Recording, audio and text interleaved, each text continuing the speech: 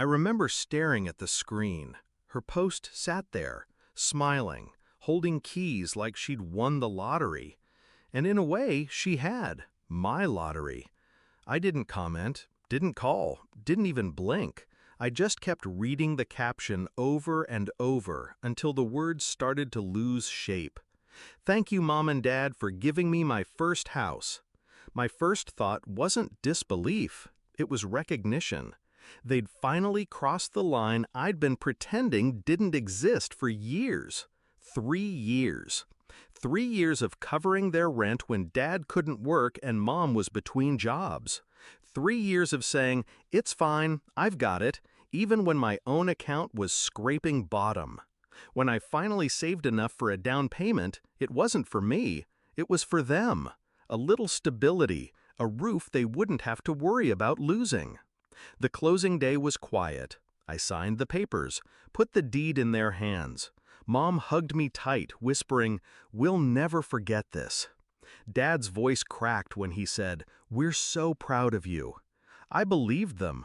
Now I know pride can be faked. Gratitude, too. Because 1 week later, my sister, the golden one, posted that photo. The one that told me the house I bought wasn't mine anymore. It was hers. I didn't ask questions. Questions give people time to build lies. Instead, I started collecting facts. County property records are public. It took less than 10 minutes to confirm the deed had been transferred. No sale, no mortgage, just a gift from my parents to her.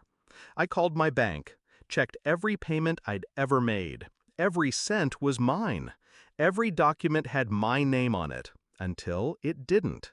I sat with it for a week, not angry, not crying, just quiet, because I knew something they didn't. In their rush to give her my gift, they'd made one mistake, a fatal one. See, I didn't just buy the house, I paid the taxes up front, and I never took my name off the insurance. Technically, my name was still on the title history as grantor, and the insurance still listed me as the sole point of contact, which meant the house wasn't untouchable. The plan came together in layers. First, I paid a visit to the insurance company, told them I wanted to update my coverage, better protection, higher premiums. They were happy to oblige. Then, I quietly switched the mailing address for all policy documents to my apartment. Second, I filed a formal complaint with the county's assessor's office, questioning the legality of the gift transfer. The process would be slow, but that was fine. Slow meant my parents and sister wouldn't suspect anything, until it hit.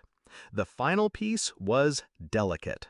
My sister had no idea how to handle homeownership.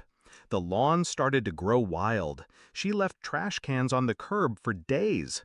So I called the HOA, anonymously.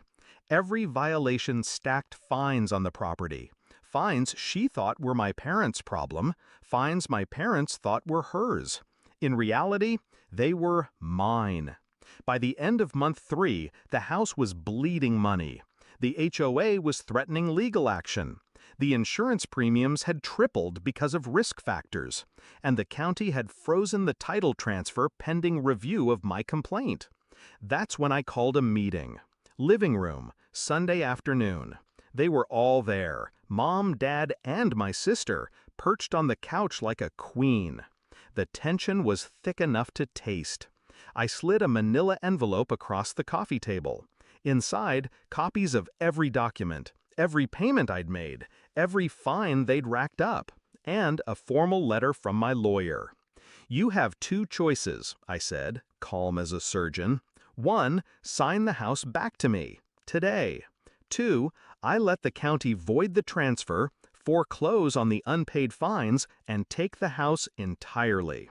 My sister laughed first. "You wouldn't." I cut her off. "I would, and I'd still sleep fine."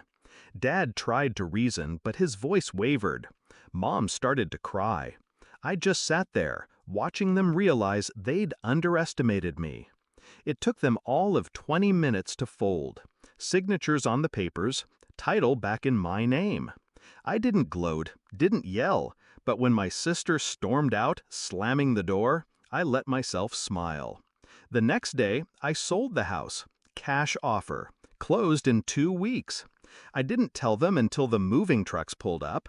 Mom called begging to stay just a little longer.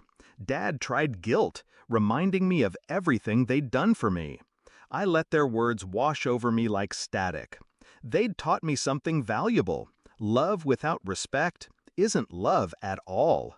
And trust, once broken, never repairs.